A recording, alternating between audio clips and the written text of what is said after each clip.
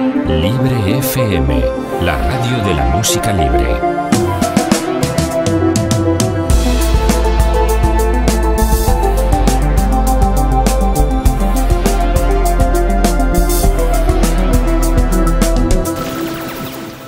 Hola a todos nuestros telespectadores de Ciencia de Espíritu Televisión y Radio Libre FM. Hoy tenemos un invitado de lujo. Él es Adrián Salvucci, analista de política internacional. ¿Qué tal, Adrián? ¿Qué tal? ¿Cómo están ustedes? Un gusto saludarlas nuevamente y gracias por la invitación. Gracias a ti, Adrián, por haber aceptado. Hola, Victoria, ¿qué tal? Buenas tardes, ¿cómo estáis? Muy bien. Bueno, antes de comenzar este programa, quiero decirle a todos los que nos están viendo y escuchando en la radio que Adrián Salvucci estará en el Congreso de Ciencia y Espíritu el día 15 de noviembre a las 18:30 horas en horarios de España. Bueno, para comenzar quería preguntarte, Adrián, en tu último programa dabas razones contundentes sobre lo que pasa con ISIS. Tienen los mismos amiguitos y enemigos que Israel. ¿Qué otras señales tenemos de que esto es una falsa bandera? Bueno, yo creo que a veces lo que hay que hacer es ver las cosas con cierta perspectiva, no voy a decir histórica, pero por lo menos una cierta perspectiva en el tiempo. Y es que los medios de difusión, los diarios, nos inundan con tanta información que solemos estar muy informados de lo que pasa hoy o ayer, o está por pasar mañana, pero nuestro rango siempre son 48 horas, 72 horas a lo sumo, y a veces hay que mirar las cosas con una perspectiva de meses, años, incluso décadas. El caso de ISIS tiene todas las características de ser un enemigo fabricado por la estructura de poder, que no es Estados Unidos. En realidad debemos entender que hoy existe una estructura de poder privado. En realidad lo que estamos experimentando hoy en día es la privatización del poder. El poder ha quedado privatizado en los últimos 30, 40 años y se ha ubicado por encima de las naciones. Y tiene ejes muy comprobables, muy identificables, a través de los cuales controla a países poderosos como Estados Unidos, Gran Bretaña, el Reino y la Unión Europea.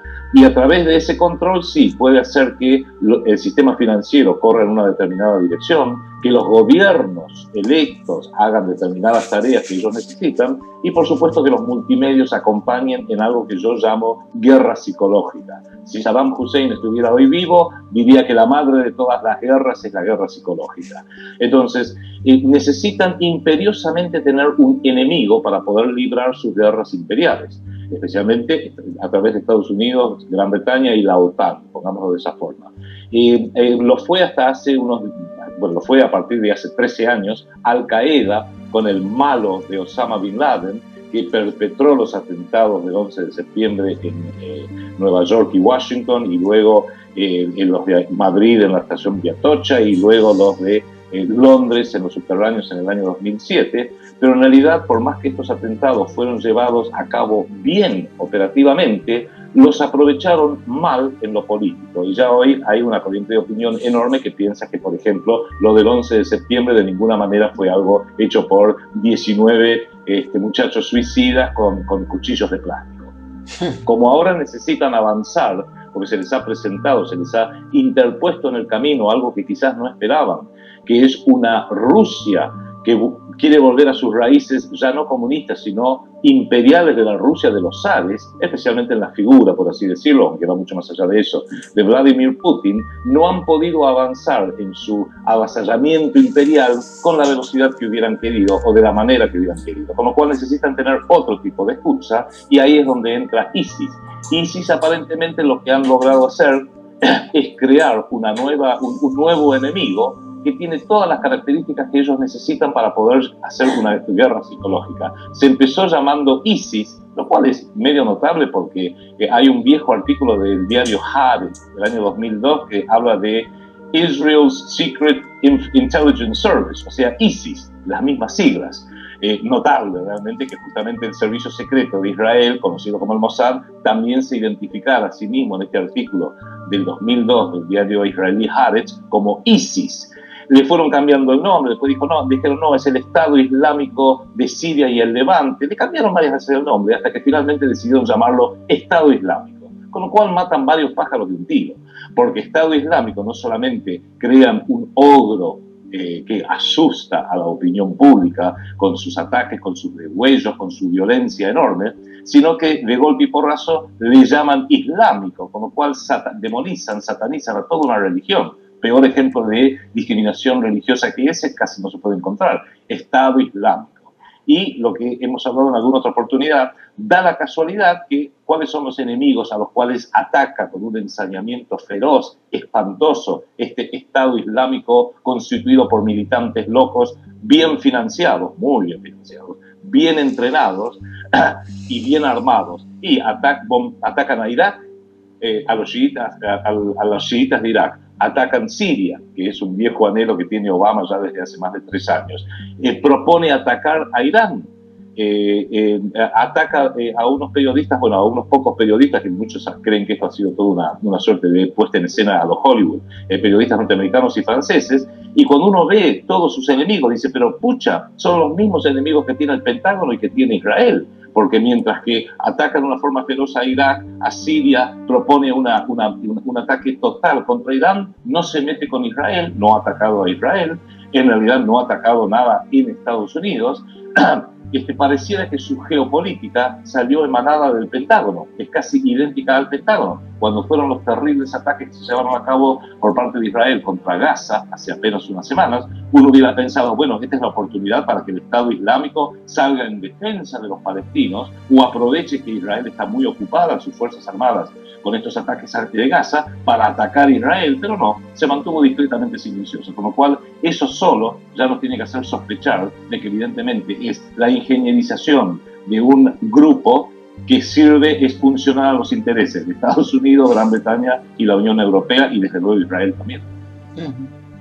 Victoria. Bueno, te quería preguntar, hablando de esa guerra psicológica y de cómo nos tienen atados, por un lado, si puedes hablar de cómo la deuda está acogiendo a Argentina ahora mismo con la crisis de los créditos buitres, y también en ese contexto un poquito de Europa, si la puedes tratar. Sí, desde luego que sí, porque en realidad también otro problema que uno tiene a menudo es que los gobiernos de turno, que están todos de una forma u otra o financiados o autorizados por esta estructura de poder mundial de la cual hablaba recién, que aclaro, no es una estructura conspirativa, tienen nombre, apellidos, sitios en internet, tienen entidades que arman los planes a largo plazo, y cuando digo largo plazo me refiero a décadas, generaciones, siglos inclusive. Tienen organizaciones que se dedican al planeamiento a largo plazo de esta estructura de poder para llevar a cabo lo que también son planes a largo plazo. El plan ulterior de esta estructura de poder privada mundial es erigir un gobierno mundial.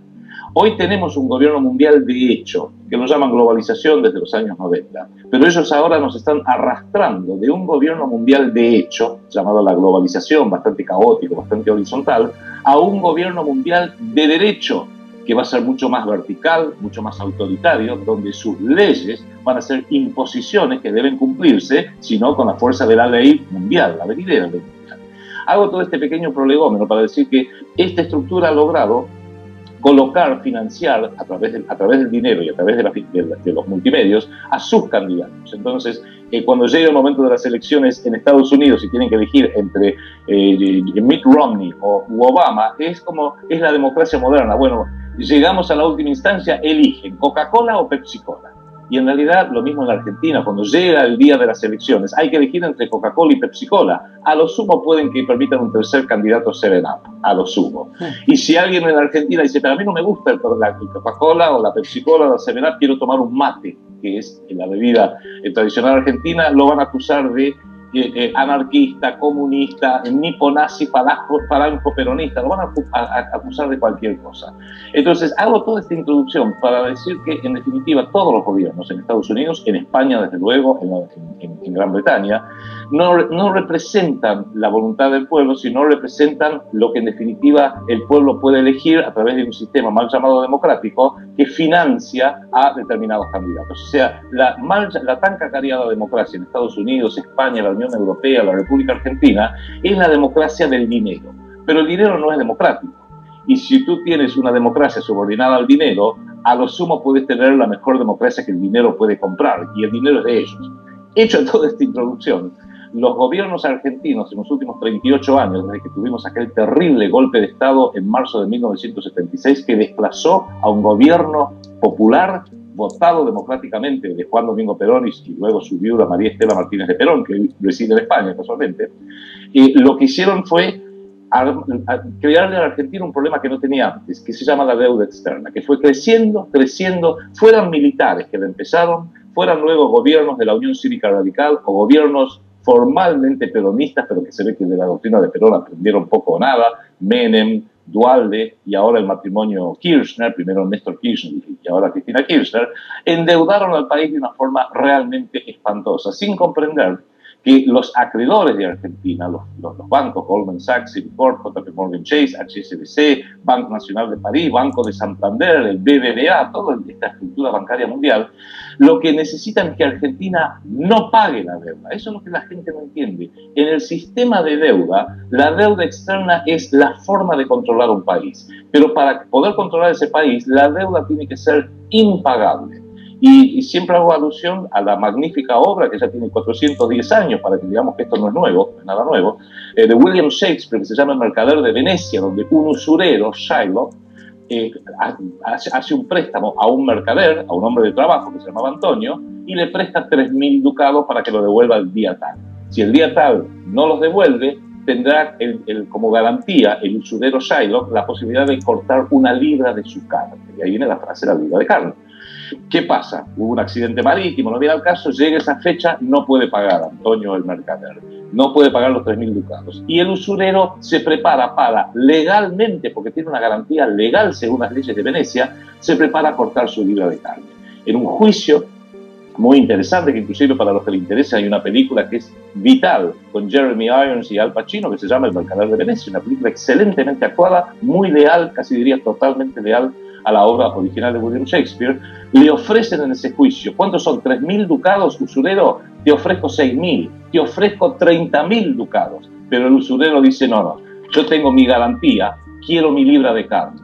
Y eso explica que el sistema de deuda es un sistema de libra de carne, se aplica a la Argentina, a España, a Grecia o al país que sea, porque lo que quieren es, a través de esa deuda externa impagable por los desequilibrios fiscales, por todas las razones técnicas que no vienen al caso ahora, es la forma de cobrarse la libra de carne. En el caso de Argentina, el cobro de la libra de carne a través de los años fue quedarse con yacimientos petrolíferos fiscales, que se lo quedó Repsol, que en realidad es una fachada para British Petroleum, pero sigamos, y ahora lo que quieren es avanzar a otro paso, porque estos avances los van haciendo paulatinamente, despacito, quieren avanzar a la siguiente etapa, que es aprovecharse de la impagable deuda soberana argentina para proponer el canje de deuda por territorio. Y ahí llegamos realmente al meollo de la cuestión. Yo escribí un artículo en Russia Today, tanto en inglés como en castellano, donde hablo del sistema Shylock y el venidero canje de deuda por territorio. No hoy. Hoy la Argentina está peleando con los fondos buitre, como dice la presidenta Kirchner, que es muy funcional todo este sistema,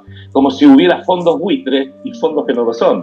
Y la verdad, sí. En este momento estamos peleando contra 2 usureros menores, Paul Singer del fondo NML Elliott y Mark Brodsky del fondo Aurelius, que como Argentina, en la figura de Néstor Kirchner y Cristina Kirchner, prorrogó la jurisdicción de la deuda externa argentina a los tribunales de Nueva York. Y bueno, sí, hay un juez viejito, pobre, que se llama Daniel Griesa, que cuando tuvo que elegir entre la Argentina o mis amigos de Wall Street, que los veo desde la ventana de mi despacho, y eligió a sus amigos de Wall Street, y es razonable eso. Fuimos a la Cámara de Apelación y también dijeron marche preso. Fuimos a la Corte Suprema de los Estados Unidos y la Corte Suprema dijo, tiene razón el señor Brodsky, y no lo llamen buitre, porque no es para tanto. Yo ahí estoy de acuerdo, porque Brodsky, estos fondos pequeños, sí son fondos buitres, pero ¿acaso Goldman Sachs, Citigroup, BBVA, Banco Santander, HSBC, no son buitres también? El HSBC es el banco de los narcotraficantes por excelencia porque nace con las 2 guerras del opio de China de 1854 y 1856. Son todos buitres. Lo que pasa es que algunos son pichones de buitres que tienen mala cara y otros son buitres tan grandes que nadie se mete con ellos porque son demasiado grandes para meterse con ellos. Entonces, hoy Argentina está en una situación donde probablemente vamos a salir de este problema, porque lo que quieren no es que la Argentina caiga. ¿Quién quiere matar a la gallina de los huevos de oro?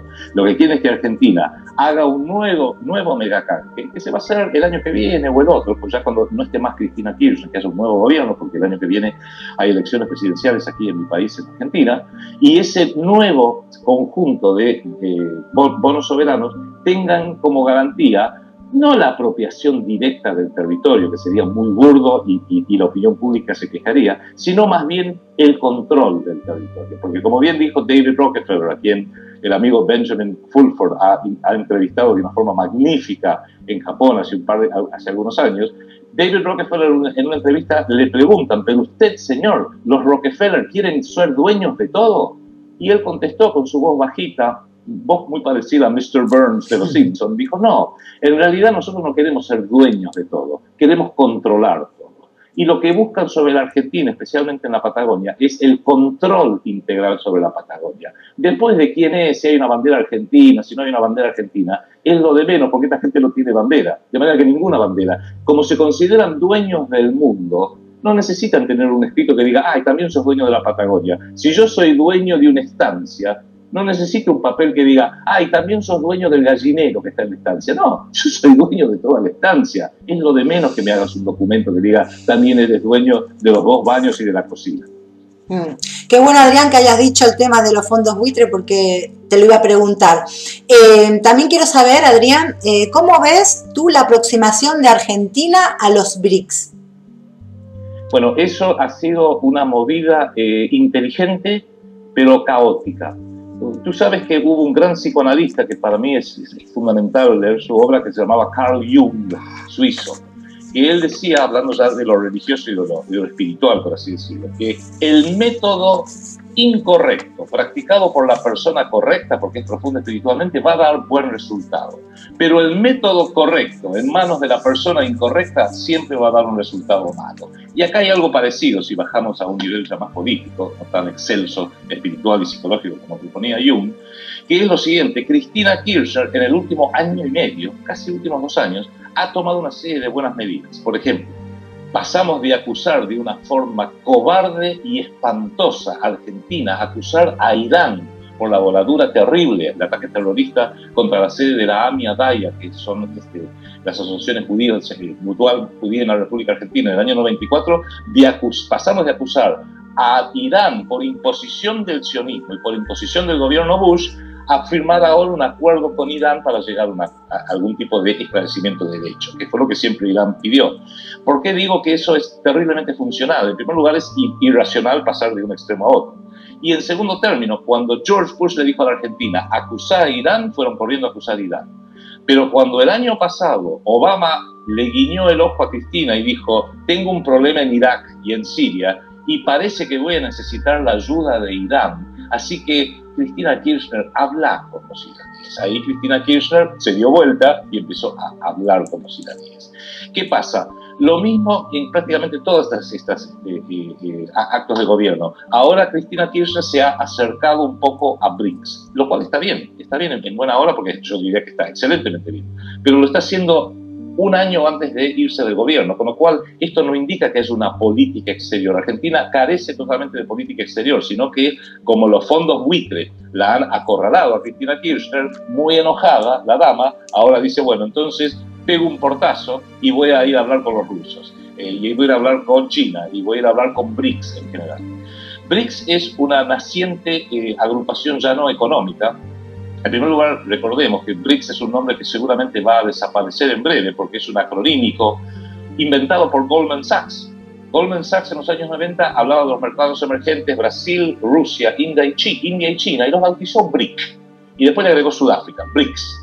En realidad es un acronímico que sale de Goldman Sachs, pero de ser un descriptivo de un conjunto de países de economías emergentes, como dice el sistema usurero, que los identifica a estos 5 países, y pues, por la primera letra de sus respectivos nombres, pasó a ser ya cada vez más una alianza geopolítica, gracias especialmente a Rusia y también a Brasil.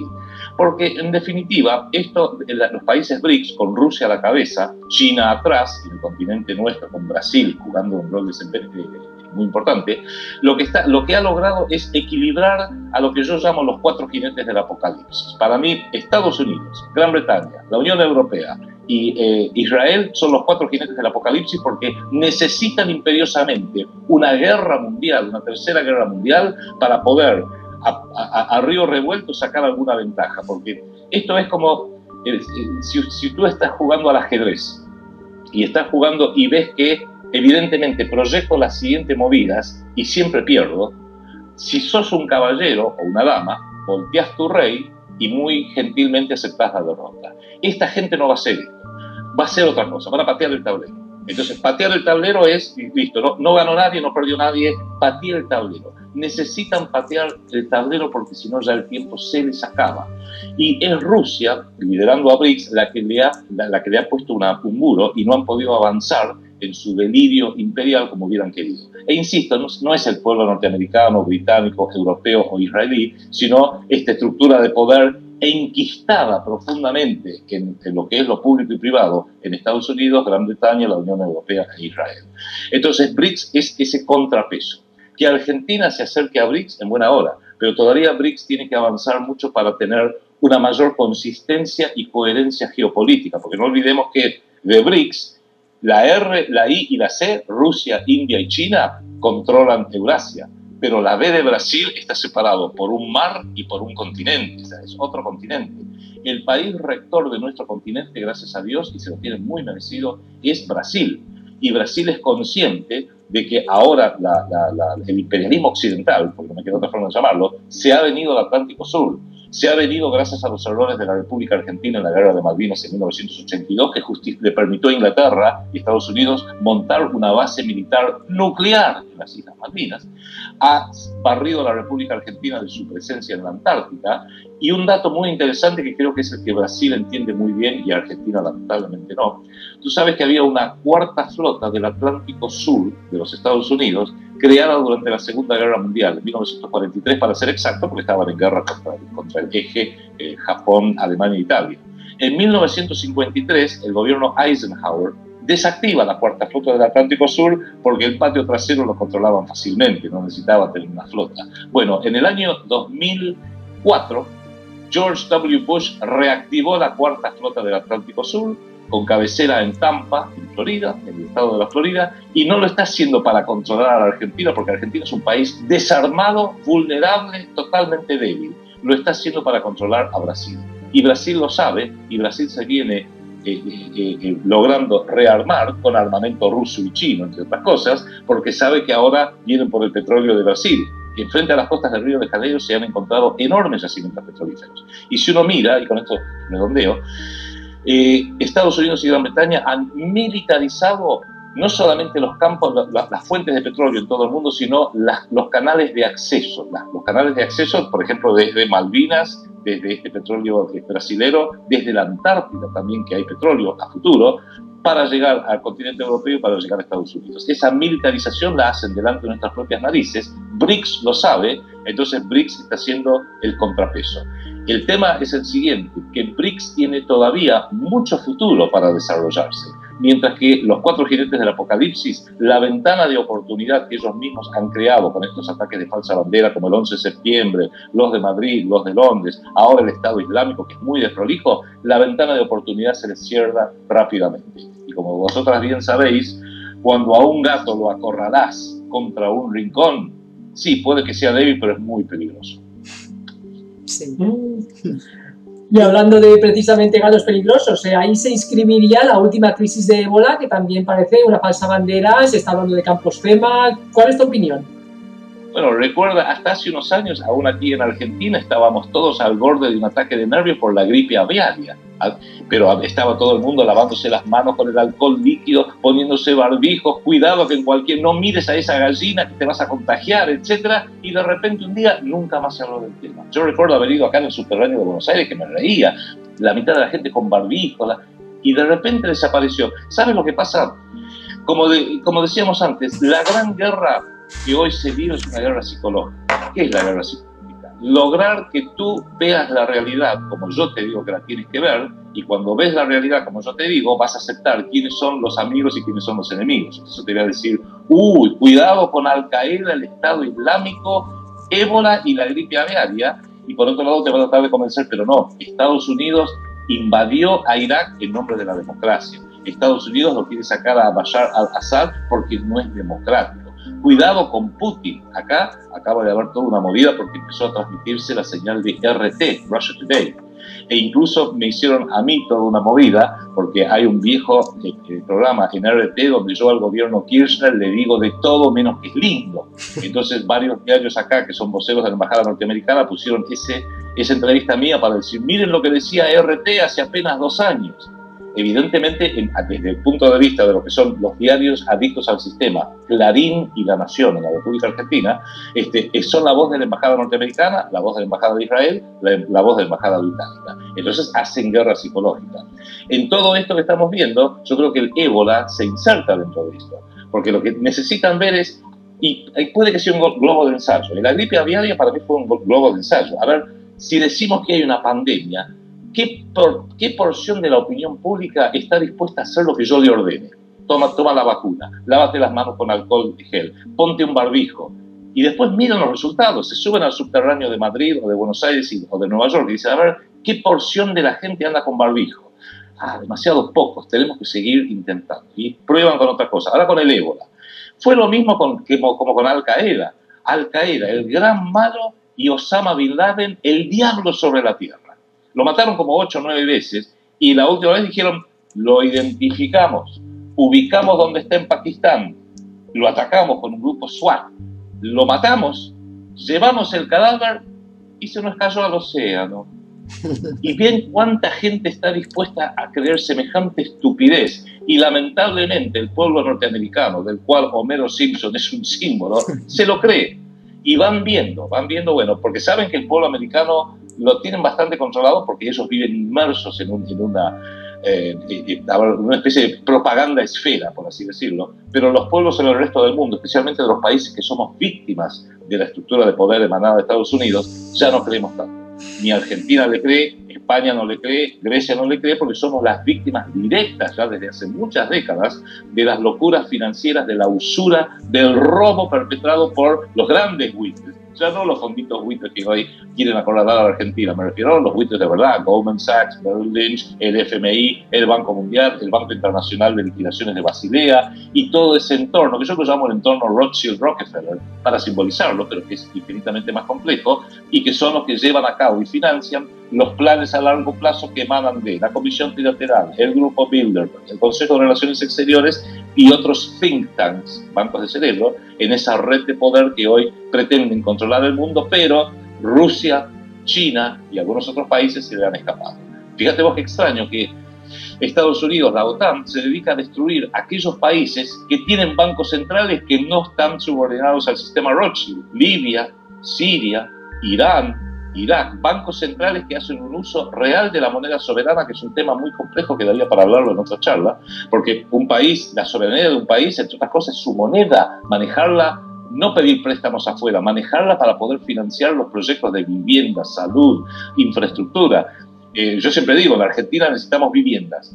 El cemento está en la Argentina, el acero está en la Argentina, los obreros están en la Argentina, los arquitectos son argentinos, las compañías de seguro para seguridad están en la Argentina, el terreno está en la Argentina. ¿Por qué no puedo hacer nada hasta que no viene alguien con los dólares? Cuando el gobierno podía emitir los pesos, financiar las viviendas, luego cobrar ese dinero y a medida que lo va recuperando, lo quema y lo saca de circulación. En cambio, no. Tiene que venir Goldman Sachs o el Banco Mundial o Citicorp y darme dólares. ¿Para ti? Pues clarísimo. Adrián, quería hacerte una pregunta, otra. ¿Crees que China y Rusia finalmente entrarán en el FMI y que todo seguirá igual o que seguirá con el plan de que el Banco de Desarrollo BRICS sobrepase al FMI?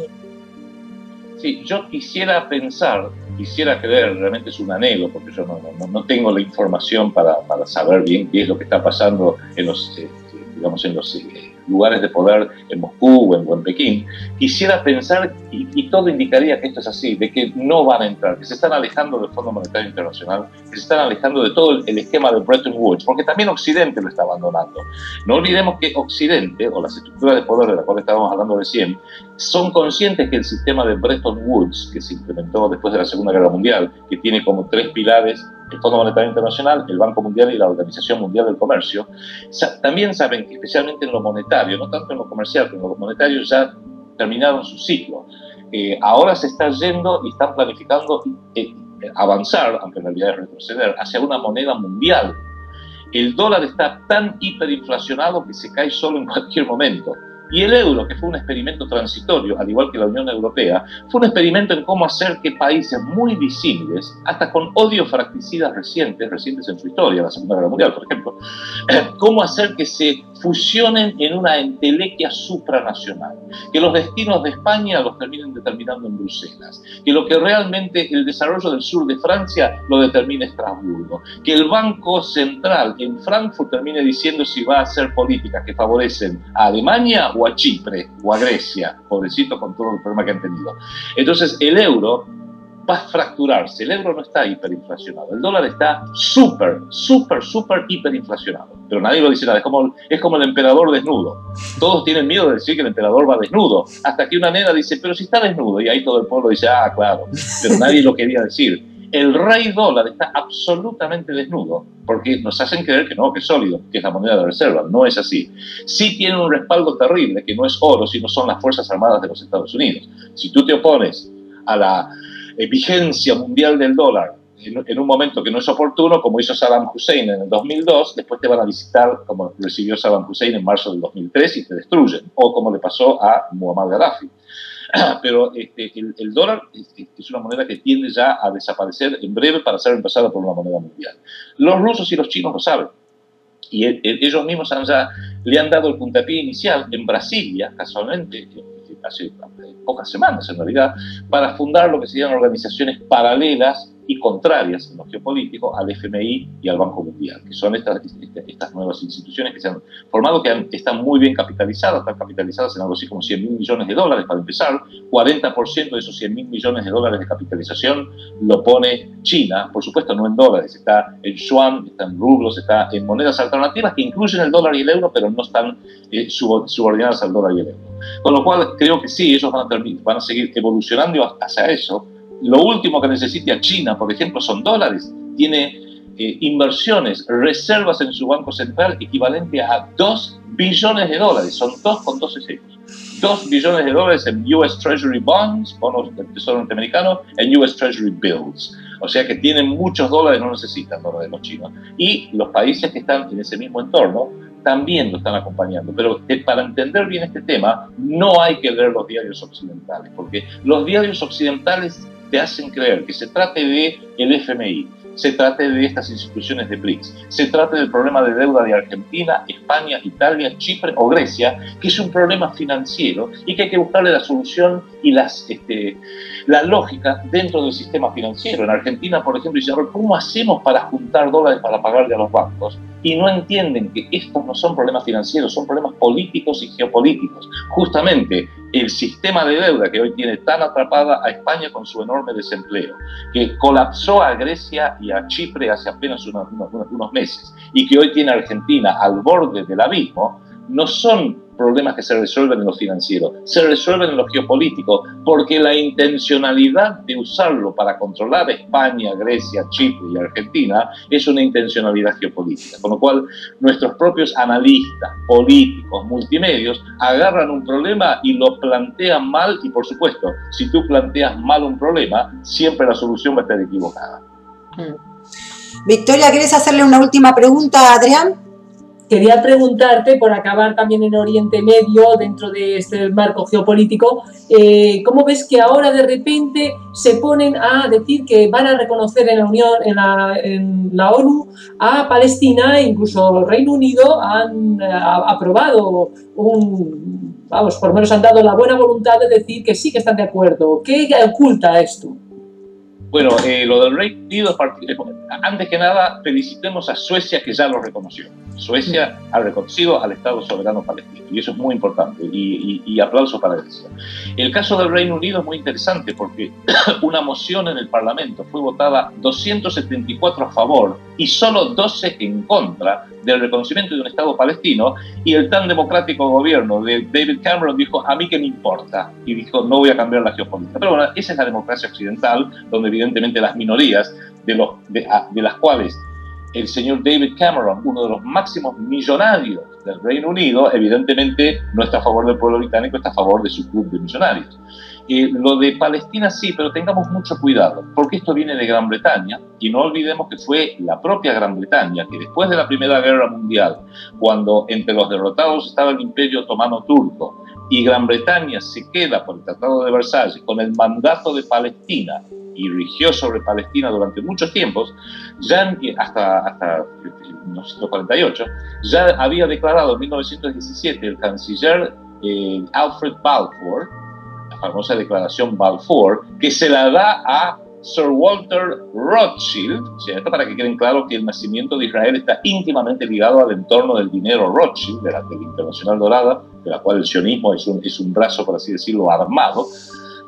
Y entonces que Inglaterra, que es la generadora de todo el drama que vive Medio Oriente y especialmente Palestina, desde sus orígenes, que hoy diga, ahora veo con agrado un Estado soberano palestino, yo por principio, porque el enemigo de mi país siempre ha sido Inglaterra, todo lo que venga de la pérfida Albión hay que tomarlo con pinzas. De todos modos, en buena hora que así sea, y a mí eso me preocupa un poquito, y con esto redondeo ese concepto, porque yo estoy entreviendo, y lo estoy diciendo acá en Argentina, y me está trayendo muchos problemas con los lobbies sionistas, la DAIA, la Delegación de Asociaciones Israelíes en Argentina, y la OSA, la Organización Sionista Argentina, particularmente, que me amenazan con demandarme, querellarme, etcétera, etcétera. Estamos viendo la reingenierización de toda la zona del Medio Oriente, especialmente de Israel y Palestina. Yo creo que sí, va a terminar teniendo un Estado soberano Palestina, porque Israel va a tener que reinventarse a sí mismo. Yo creo que Israel la vamos a ver cómo va a quedar una suerte de guarnición militar inexpugnable en Medio Oriente, la única potencia con armamento nuclear. Siempre hablan de que Irán, el peligro de Irán con el armamento nuclear, y se olvidan los diarios, El País, La Nación, el New York Times, de recordarle a la opinión pública que hay un solo país en Medio Oriente que tiene armamento nuclear, y ese país es Israel. Pero bueno, por supuesto, son pequeñas omisiones que cometen nuestros grandes medios. Y en esa reingenierización de Israel, probablemente van a propiciar que varios millones de israelíes que están muy cansados de vivir en un país en perpetua guerra puedan ser, si quieren, reubicados en otra parte del mundo, que haya una nueva tierra prometida para ellos. Y lamentablemente existen indicios que esa nueva tierra prometida es la Patagonia argentina y chilena, porque ya el fundador del movimiento sionista, el padre de la patria de Israel, que fue el abogado vienés Theodor Herzl, escribió un libro en 1896 que se llama El Estado Judío, que es el libro fundacional del sionismo, y en uno de sus capítulos dice, ¿Palestina o Argentina? Y ya decía, veía a Argentina como la alternativa, ya no de fundar un único Estado sionista, sino probablemente como el embrión para fundar dos Estados sionistas. Y entiendo que ellos podrían llegar a imponer un influjo muy grande de israelíes en la Patagonia argentina, y para mimetizarlo también mandar para acá algunos palestinos. Le están buscando la vuelta, hay decenas de miles de jóvenes israelíes caminando por toda la Patagonia, vestidos de mochileros, con barba, de hippies, pero que en realidad son oficiales del ejército israelí que cuando terminan su servicio militar obligatorio los mandan a hacer relevamientos a la Patagonia. Y ellos han salido despachos donde ellos mismos dicen, sí, estamos haciendo relevamientos para fundar nuevas localidades, etc. Argentina, que es un país totalmente dominado y ocupado, de esto habla poco. Yo hablo de esto y me trae muchos problemas.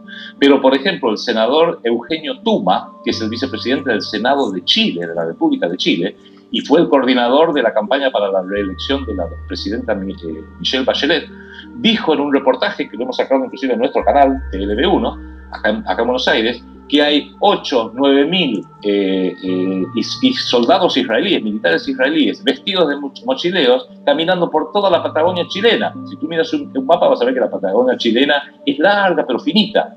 La Patagonia Argentina es unas 6-7 veces más grande. Si hay 8 o 9 mil en la Patagonia chilena, no quiero imaginarme cuántos hay en la Patagonia Argentina. Tuvimos un jefe de ejército, el general Roberto Bedini, que dijo discretamente que este tema le preocupaba. Lo dijo en el año 2003, y la DAIA, la Delegación de Asociaciones Israelíes en Argentina, que es un lobby sionista que opera exclusivamente a favor del Estado de Israel, tuvo tanto poder que le obligó al presidente Néstor Kirchner en el 2003 a desplazarlo al jefe del ejército, el general Roberto Bedini, y reemplazarlo por otro. O sea, en la Argentina el jefe del ejército no lo nombra el presidente, lo nombra esta organización sionista DAIA. Está clarísimo, Adrián. ¿Puedes decirnos dónde podemos encontrar más información tuya? Tu canal de YouTube, blog. Dinos, cuéntanos. Mira, si en YouTube pones canal TLV1, TLV1, es una especie de acronímico por toda la verdad primero. Canal TLV1, ahí van a aparecer todos los videos, hay una programación amplia y el programa nuestro se llama Segunda República, como el proyecto nuestro. El proyecto nuestro lo pueden visitar en internet en www.proyectosegundarepublica, todo junto, proyectosegundarepublica.com. Pues muchísimas gracias, Adrián, ha sido un placer tenerte aquí. Y muchas gracias, Victoria, también. Y ya nos vemos en otra ocasión, Adrián.